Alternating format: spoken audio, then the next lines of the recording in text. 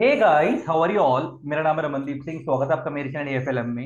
And guys, आज मैं एक ऐसे स्टूडेंट को आपके साथ अपने चैनल पर लेकर आया हूँ जिसके मार्क्स मतलब एक नॉर्मल बंदा इमेजिन भी नहीं कर सकता कि सीएमए फाइनल के लॉ के पेपर के अंदर अगर किसी के इतने मार्क्स आते हैं। मैं जनरली बच्चे से पूछता तो बच्चों का व्यू पता है क्या होता है? सर, लॉ और डीटी में पास हो जाए भगवान, 40 नंबर आ जाए बहुत है। जिस स्टूडेंट को मैं लेके आया हूँ, एग्जाम्शन तो बहुत बड़ी बात होती है लॉ में, 60 मार्क्स। शीतल के 84 मार्क्स आए हैं सीएमए फाइनल लॉ के अंदर। और अब मेरे को शीतल बोलना भी गलत रहेगा। Now she is qualified CMA, तो अब ये सीएमए शीतल हो गई है, सीएमए शीतल मेनन। तो आज हम जर्नी स्टार्ट करवाएंगे कि शीतल ने कैसे पढ़ाई करी थी और कैसे 84 मार्क्स स्कोर करे उन्होंने।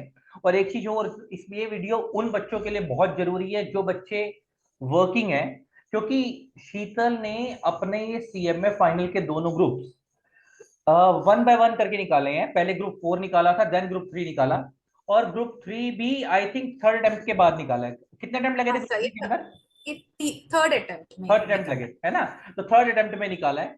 तो और वो भी वर्किंग के साथ साथ, जॉब के साथ साथ। जो बहुत सारे बच्चे पूछते हैं कि सर जॉब के साथ पढ़ाई मैनेज हो पाती है नहीं हो पाती, उन सब चीजों के बारे में बात करेंगे। तो सबसे पहले तो शीतल, कॉन्ग्रेचुलेशन सीएमए फाइनल क्वालिफाई करने के लिए। कैसा लग रहा है? Thank you sir. एंड मैं सिर्फ वीडियो के लिए नहीं बोल रही हूँ, मैं आपको हमेशा बोलती हूँ, अगर आप मेरा लॉ नहीं क्लियर करवाते तो मेरा कभी नहीं होता था, सच नहीं में। नहीं थैंक नहीं। यू। अच्छा, मैं एक चीज और बताऊं गाइस आपको। शीतल को लॉ से बहुत ज्यादा डर लगता था जब ये हमारे पास आई। और मैं हालात देख रहा हूँ कि अभी इसको इस सब्जेक्ट में डर लगता था तो 84 है। अगर ये पहले से इस सब्जेक्ट इसको आता होता तो 90 पार कर लेती, है ना? तो 84 अपने आप में बहुत मायने रखता है, ये मजाक नहीं है। और मेरे को लगता है कि अगर आज के डेट में मैं दोबारा पेपर देने बैठ जाऊं, मेरे नहीं आएंगे 84 दोबारा। शीतल के आ गए।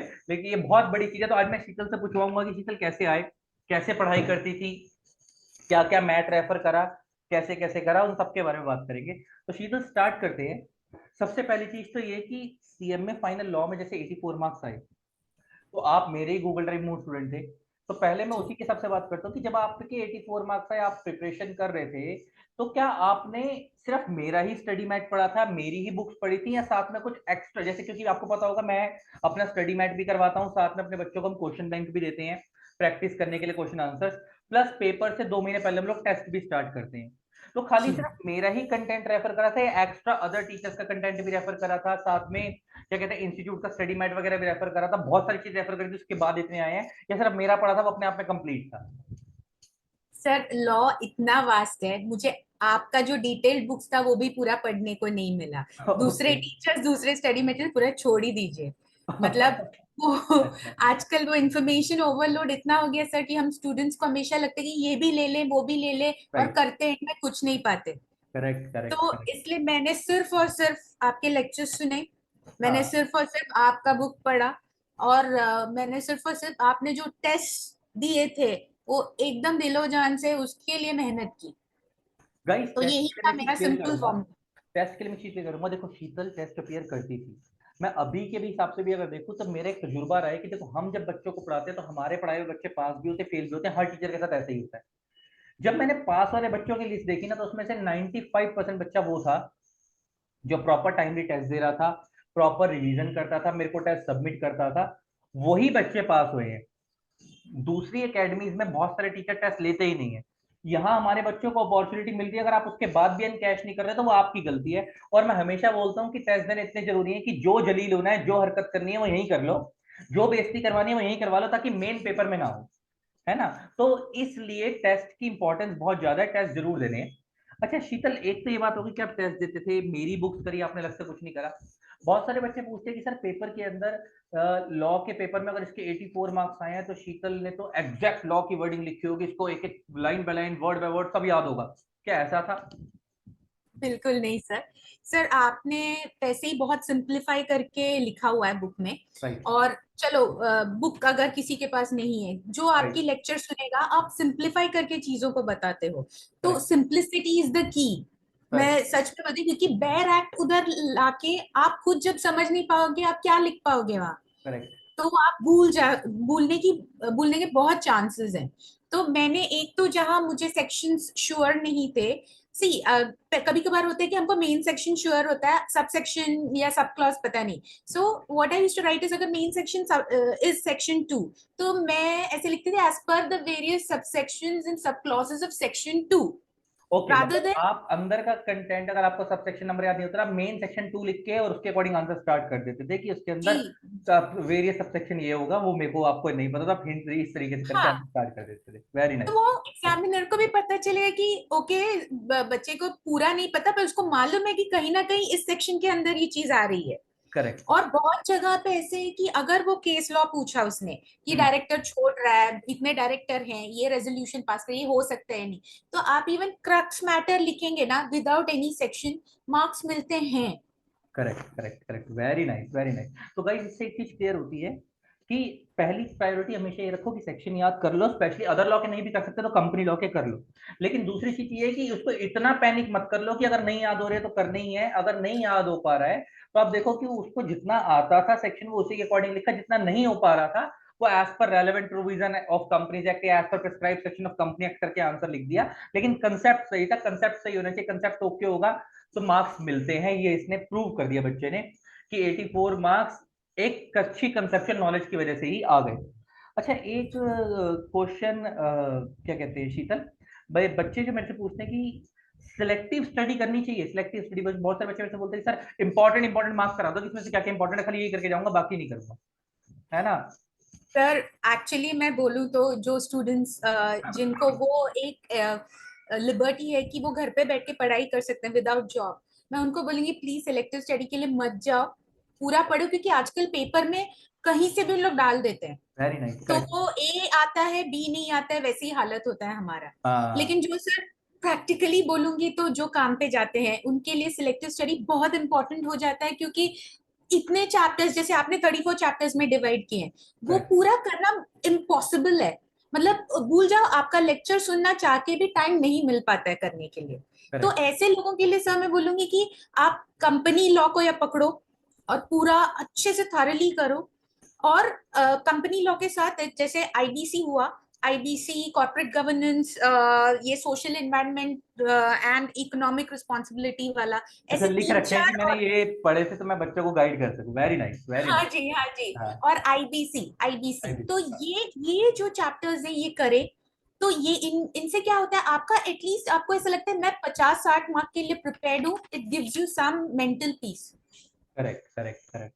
अच्छा शीतल, So बहुत this सारे बच्चे selective question. study only for those who don't have any option. Otherwise, please go through everything. At least lectures तो सुन ही लो। तो गाइस एक समअप ये निकला कि पढ़ाई पूरी करो, लेक्चर्स पूरे करो, और अगर आप पे टाइम है तो पूरा ही करो। सेलेक्टिव स्टडी में किस्मत कभी साथ देती है कभी साथ नहीं देती है, जरूरी नहीं है कि जो पढ़ के जाओगे हमेशा आएगा, लेकिन पूरा पढ़ के जाओगे तो आप मन से टेंशन फ्री होकर जाते हो, आने दे जो आ रहा है जैसे मत याद में निपटा लूंगा, है ना? और एटलीस्ट अगर लास्ट के टाइम पे पूरा नहीं भी करके जा पा रहे हो तो क्लासेस जिस टाइम कर रहे हो उस टाइम पूरा कंटेंट कर लो, ताकि अगर पेपर में लास्ट टाइम रिवीजन नहीं भी हो पाए तो कहीं ना कहीं जो सुना होता है ना बैक ऑफ द माइंड कहीं बैठा होता है, तो पेपर में जाओगे तो वो बातें याद आ रही होंगी, आप लिखाओगे, है ना? दूसरी चीज ये कि एक चीज बहुत सारे बच्चों को क्वेश्चन आता है कि सर अगर इसके 84 मार्क्स आए हैं तो एग्जैक्ट क्या लॉ की लाइन बाय लाइन याद थी या अपनी वर्डिंग में लिखा था या एग्जैक्ट पूरी लॉ की वर्डिंग चिपका दी थी? शायद जैसे मैं बोल रही हूँ, एग्जैक्ट लॉ तो कुछ भी याद नहीं रहता है, वो तो बेर एक्ट करना पड़ेगा। तो हाँ, वो वो तो तो मेरे को लगता है चांस ही मैं खुद नहीं भी है। बैठ जाऊं तो मैं भी नहीं लिख पाऊंगा एग्जैक्ट लॉ की वर्डिंग इतना पढ़ाने अगर के बाद। आप नहीं लिख पाओगे तो हम कहाँ से लिख पाएंगे। तो गाइस मैं एक चीज क्लियर करता हूँ, मैं इससे एक चीज शीतल से मैं यही जानना चाह रहा था। बहुत सारे बच्चे डरते हैं सर मेरे से ना लॉ की वर्डिंग याद नहीं हो रही, मेरे से नहीं पेज याद नहीं हो रहा। तो इसका सिंपल सा तरीका मैं हमेशा बोलता हूँ कि एग्जैक्ट लॉ की वर्डिंग याद करने की जरूरत नहीं है। आप प्लेन इंग्लिश में पेपर लिखोगे चलेगा, बस बीच बीच में लॉ के कीवर्ड यूज कर दो। जैसे एग्जांपल, हम नॉर्मल बंदे को जेल में डालते हैं, हमसे बोलते हैं put that person behind the bars. Law में हम उसे बोलते हैं put that person to the imprisonment और कन्फाइनमेंट, है ना? नॉर्मली हम बोलते हैं इस चीज का स्कोप बहुत वाइडर है, लॉ में बोलते हैं इस चीज का एम्बिट बहुत वाइडर है ना? नॉर्मली हम बोलते हैं रिलेटिंग टू, लॉ में बोलते हैं दिस इज पर्टेनिंग टू। तो बस हम कर इंग्लिश ही रहे हैं नॉर्मल यूज, बस उसमें बीच बीच में कीवर्ड लॉ के यूज कर रहे हैं। और वो कैसे याद होंगे उसके लिए कोई रट्टा नहीं मारना है, जब आप पेपर से पहले 3-4 बार रिवीजन कर चुके हैं तो वो ऑटोमेटिक कीवर्ड तुम्हारे दिमाग में बैठ जाएंगे, तो जब आप मेन पेपर में जाओगे तो आपसे ऑटोमेटिक हो जाएगा, है ना? और कोई क्या कहते हैं शीतल टिप देना हो कि यार आप वर्किंग हो तो वर्क के साथ साथ पढ़ाई कैसे मैनेज करते हैं? बहुत सारे बच्चे ऐसे होंगे जो वर्किंग है, जो साथ में ये जानना चाहते हैं कि सर सुबह ऑफिस भी जाना होता है, रात को पढ़ाई भी करनी होती है, क्लास भी देखनी होती है, कैसे करा करते थे ये सब इतना टाइट शेड्यूल में? ठीक है सर। सर तो मैं क्या करती थी, अभी आपका एक सबसे बड़ा एडवांटेज है, आप अनलिमिटेड व्यूज देते हो सर। Correct correct. वो एक बहुत ही बड़ा एडवांटेज है हम स्टूडेंट्स को, स्पेशली जो काम पे जा रहे हैं या जो नहीं भी जा रहे हैं। सी ये लेक्चर्स इतने हैवी होते हैं सर कि एक बार में पूरा करना इट्स इम्पॉसिबल। मतलब मैं नॉर्मल स्टूडेंट्स की बात करूँ, मेरे जैसे नहीं हो पाता है, तो ध्यान बढ़ जाता है। तो हाँ। मैं क्या करती थी, 45 से 50 मिनट तक सुन लेती थी एक बार में। अच्छा। ठीक है, ये तो नॉर्मल। अभी सोचिए 8 बजे तक आप घर आते हो तो सब काम वाम सब होने के बाद 9 सवा 9 को बैठो, तो 10 बजे तक ठीक है मैक्स टू मैक्स आप सुन पाओगे। तो आप वो 50 मिनट कर लो, फिर ब्रेक लेके करो या नेक्स्ट डे करो, लेकिन वो आप सुन ही लो, वो लेक्चर पूरा खत्म करो, क्योंकि सर आप रिपीट करते हो पॉइंट्स को। तो वैसे आपने जिस सीक्वेंस में चैप्टर्स की थी, जैसे MOA, AOA, promotion, formation, accounts and audit सब, तो वो उस तभी तक याद आ जाता है कि हाँ कंपनी ऐसे फॉर्म होती है, फॉर्म 32 भरना पड़ता है, ये करना IFC पड़ता है, वो 32, याद राइट रहती राइट है। राइट, वेरी जी। नाइस। हाँ तो वो हाँ। वैसे किया था। और मेरे को जहाँ समझ अगर समझा नहीं तो मैं रिवाइंड करके फिर से सुन लेती थी, ताकि बाद में दिक्कत ना हो। And correct. एक बार आपके स्टाइल का means we are used to it ना, मैं थोड़ा स्पीड बढ़ा के भी देख लेती थी, तो अच्छा, नॉर्मली 1.3 या इनिशियल डेज 4 में पहले 1 पे देखते थे, फिर जैसे जैसे यूज टू होगा तो फिर धीरे धीरे स्पीड बढ़ानी शुरू कर दी। हाँ, वेरी। फिर 1.4 पे भी समझ में आ रहा था, तो एक खुशी की लेक्चर भी पूरा सुन लिया, और एक हाँ मुझे समझ भी आ गया, वैसा अच्छा, एक खुशी एक में। एक ही शीतल, और बच्चे ना क्या करते हैं, जैसे मैंने आपने देखा होगा जो स्टार्टिंग के चैप्टर से types of companies, promotion, formation, MOA, ये इंटर में भी हैं और फाइनल में भी रिपीट हो रहे हैं। और मैं जनरली हर बच्चे को ये बोलता हूँ कि जब फाइनल में रिपीट हो रहे हैं तो आप ये प्रिज्यूम करके आओ कि आपको इंटर का कुछ भी नहीं आता, क्योंकि मैं बेस से पढ़वाता हूँ आपकी जीरो से चीजें मैं आगे जाके कनेक्ट भी करता हूँ। आपने देखा होगा मैं डायरेक्टर्स को टाइप्स ऑफ कंपनी से लिंक कर रहा हूँ, मैंने वहां तुम्हारे को ये बताया था। अब वो जी क्या करता है, बच्चा सोचता है कि मेरे को तो इंटर में आता है, मेरे टीचर ने सिखाया, अगर उसने हमसे क्लास नहीं ली या कोई और ली थी या कहीं से भी कह रहा था तो मेरे को वो तो आता है, वो सीधा आगे के चैप्टर में एडवांस जाने की कोशिश करता है वेटेज के हिसाब से, और वो उन चैप्टर्स को इग्नोर कर देता है। क्या ये सही तरीका है, या जीरो से जिस तरीके से मैं बता रहा हूँ कि वापस करो वो बेटर तरीका, वैसे ही करना चाहिए? प्लीज जीरो से स्टार्ट कीजिए, मेरी हाँ। रिक्वेस्ट है, मेरी रिक्वेस्ट है। क्योंकि क्योंकि जब आप लिंक लगाते हैं ना, सी इंटर करेक्ट। में बहुत सारे स्टूडेंट्स लॉ खुद से भी करके वो पास हो जाते हैं। तो राइट। वो स्टडी मैंने खुद किया है, वो एग्जाम के वो 3 घंटे के लिए याद रखना है, बाद में सब भूल जाती हूँ, करेक्ट मुझे कुछ करेक्ट। याद नहीं है। तो जब मैं आप वो जो सीक्वेंस में आप सिखाते हो वो लेक्चर वैसे ही सुनेंगे, तब जाके समझेगा कि अच्छा इसका कनेक्ट यहाँ बैठता है। और हाँ। वही एग्जाम में कहीं ना कहीं वो 3 घंटे में आपको याद भी आ जाता है, आपको भी पता नहीं चलेगा मुझे कैसे याद आ गए, ये तो मैं रिवाइज नहीं कर पाई थी, वेरी। पर वो याद आ जाती है। अच्छा शीतल, ये मैटर करता है, बहुत सारे बच्चे कहते हैं कि मैं तो जनरली सिखाता हूँ कि लेंथ मैटर करती है, बहुत सारे टीचर ये सिखाते हैं कि अगर लॉ के अंदर एग्जैक्ट वर्डिंग मैटर करती है, मतलब कंसेप्ट सही होना चाहिए, तो अगर 5 नंबर का आंसर है, 3 लाइनों में भी आंसर लिख के आ जाओगे तो पूरे 5 मिलेंगे। कोई दे देगा 5 नंबर 3 लाइनों के ऊपर 5 नंबर दे देगा? या मेरे हिसाब से कि कायदे से एक 5 नंबर के पेज के लिए एक पेज भरा होना चाहिए। अब उसका भरे होने का मतलब ये नहीं कि आप फेल दोगे कुछ भी, आप उससे रिलेटेड चीजें लिखो, एग्जाम्पल देके उसको बड़ा करो, उस चीज को इलेबोरेट करो, ताकि उसको 5 नंबर की वेटेज के हिसाब से आंसर लगना भी तो चाहिए। क्या ऐसा ही करा था, या अपने हिसाब से जो बाकी टीचर्स बोल देते हैं कुछ कुछ की 3 4 लाइनें लिख दो, अगर 5 नंबर का आंसर, अगर आंसर ठीक है तो पूरे 5 मिलेंगे, ऐसा होता है? ये करा था? सर नहीं सर, सर अभी पेपर लेंदी रहता है अपने लॉ का। अभी जहाँ सोचिए सीएसआर का क्वेश्चन आया है कि ये कंपनी ने 2% यूज किया या नहीं, करेक्ट इसको करेक्ट। चलेगा या नहीं, आपको मैथमेटिकल आंसर देके आपको फिर उस पर बहुत कुछ लिखने की जरूरत नहीं है, क्योंकि आपने पूरा प्रूव कर दिया कि इसको हाँ। इसका इतना नेट करेक्ट। प्रॉफिट बन रहा है, ये कर सकता है। तो फिर वहां टाइम वेस्ट मत करो, क्योंकि आपको और बहुत लिखना है। हाँ करेक्ट। मैं उस हिसाब से बोल रही हूँ। एंड जहां पे लिखना है, एक चीज है कि जितना पता हो उतना ही लिखो, क्योंकि कभी कभार एक्टिव पैसिव करने के चक्कर में अपन एग्जामिनर को गलत इंप्रेशन दे देते हैं, और वो अपना अच्छा आंसर भी वो समझेगा कि इसने ऐसे ही कुछ भी भर दिया है। सही बात। तो मैं सिर्फ इतना बोलती हूँ, जितना आता है लिखो, और उसके रिलेटेड एग्जाम्पल याद आए तो लिखो सर, क्योंकि कभी कभार ना वो टेंडेंसी हो जाती है, हम एक क्वेश्चन पे बहुत ज्यादा टाइम निकाल लेते हैं just to get that link, it goes against us. वो ना हो बच्चों का, एटलीस्ट जो आ रहा है सब लिखो, अभी लिख सकते हैं, वो एक बड़ा एडवांटेज है। पेज छोड़ दो बाकी आंसर के लिए, तुमको बाद में लिखना है करेक्ट। तो, and go to the next question, but first try to attempt as many questions as possible. अच्छा, एक चीज और शीतल, मेरे एक दिमाग में एक चीज है, जैसे हम पढ़ते हैं लॉ के अंदर, तो लॉ में क्या होता है कि पढ़ते हुए हमने वर्डिंग्स लिखी, एग्जाम्पल्स लिखे, सब कुछ करा, लेकिन ना इसमें एक दिक्कत जो सबसे ज्यादा बच्चे को जाती है ना, कि सर पेपर के टाइम पे ऐसा होता है कि बहुत सारी चीजें मिक्स हो जाती हैं, मतलब इस लॉ में ये लिमिट थी, वो लिमिट थी, तो ऐसा होता है ना, इतनी इतनी सारी लिमिट्स होती हैं, तो क्या वो सारी याद करने के लिए कुछ एक्स्ट्रा चीजें फॉलो करी थी? और बहुत सारी एक चीज और पूछनी है मेरे को, जब मैं क्लास में पढ़ा रहा होता तो मैं बहुत सारे एग्जाम्पल्स लिखवाता हूँ। बहुत सारे बच्चे क्या करते हैं कि सिर्फ, मेरे पास ना आज भी ऐसे ऐसे बच्चे आते हैं, मेरे को जो लॉजिक कभी समझ नहीं आया कि सर हम ना मेट्रो में जाएंगे तो आप सॉफ्ट कॉपी प्रोवाइड कर दो, मेट्रो में कान में लीड लगाकर, ईयरफोन लगाकर सुनते सुनते जाएंगे आपको ऑडियो में, देखेंगे नहीं ना मेरे एग्जांपल्स दिखेंगे ना कुछ। क्या ये लॉ पढ़ने का सही तरीका है क्या? या सामने तमीज से बैठ के सामने खोल के देखना चाहिए, सारे एग्जांपल्स प्रॉपर लिखने चाहिए? क्या वो लिखना बहुत जरूरी है या खाली सुनने बहुत से काम हो जरूरी है। जाएगा? नहीं सर, अभी मैं क्या कर रही थी, ये एक और एक अगर हेल्प होती है स्टूडेंट्स की तो अच्छी बात है। हाँ। आपने जो बुक्स दी है, मैं आप जो भी एग्जाम्पल देते थे उसी बुक में लिख लेती थी, जितना जगह है साइड में, या अच्छा। फिर थोड़े से ऐसे पन्ने जहाँ आधा ही भरा ठीक हुआ है। है, हाँ बाकी है, हाँ। तो वहां पे वो एस्टेरिस्क डाल के रेफर पेज करके उसी बुक में लिख लेती थी। तो पढ़ाई आप जब वो स्टेटमेंट पढ़ो, बाजू में ही आपको दिख के आ जाए कि हाँ ये ऐसा है, या एक पेज में, या दूसरा नोटबुक जो बने जो बहुत ही हम्म। सिस्टमैटिक है, they can make another notebook, पर write down in the book itself, तो आपको याद आ जाएगा कि अरे हाँ मैंने ये लिखा है।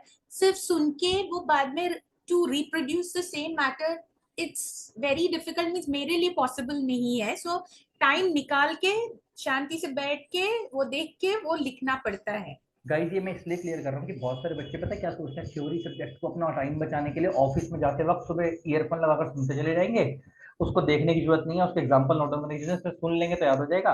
और न्यूमेरिकल सब्जेक्ट को क्योंकि सामने लिखना होता है हर चीज, तो लिखेंगे। बेटा मैं एक चीज बता रहा हूँ कि न्यूमेरिकल तो वैसे लिख रहे हैं, थ्योरी ज्यादा फेल करवाती है, लॉ और डीटी जैसे सब्जेक्ट सबसे ज्यादा फेल कराता है बच्चे को। आपको हर चीज अटेंटिव होकर सामने बैठकर लिखनी है, तमीज से। पढ़ाई पढ़ाई की तमीज से ही होती है कि सामने कंप्यूटर रखकर हाथ में कॉपी पेन लेकर बैठना है, जो टीचर करवा रहा है उसे नोट डाउन करना है, तब जाके वो पेपर में याद आएगा। ऐसा नहीं कि अंधाधुंध तीर चला रहे हैं, हाथ में सॉफ्ट कॉपी पीडीएफ पड़ी है, वो भी किसी काम की नहीं है, खोलने का मन हो तो खोला, नहीं तो जेब में फोन रख लिया, कान में ईयरफोन लगाए चलते चले जा रहे हैं सुनते हुए। आज याद रहेगा, दो चार दिन याद रहेगा, उसके बाद कुछ भी याद नहीं रहेगा, जैसे जैसे आगे क्लासे पढ़ोगे पीछे का सब भूल जाओगे, कुछ भी याद नहीं आएगा। और पेपर में रिवीजन करते वक्त जो अपने हाथ की बनाई हुई चीजें होती है, टीचर ने लिखवाई होती है ना, वो ज्यादा काम आती है। वही वाले जी एग्जाम्पल तुम पेपर में लिख के आओगे उस जी। टाइम पे, तो वो ज्यादा हेल्प करते हैं। लेकिन जब तुमने एग्जाम्पल नोट डाउन ही नहीं करे होंगे, तो पेपर के टाइम पे वर्डिंग पढ़ने में दोबारा मुश्किल लगेगी, समझ ही नहीं आएगा इस पेज में था क्या। क्या ऐसा ही है शीतल?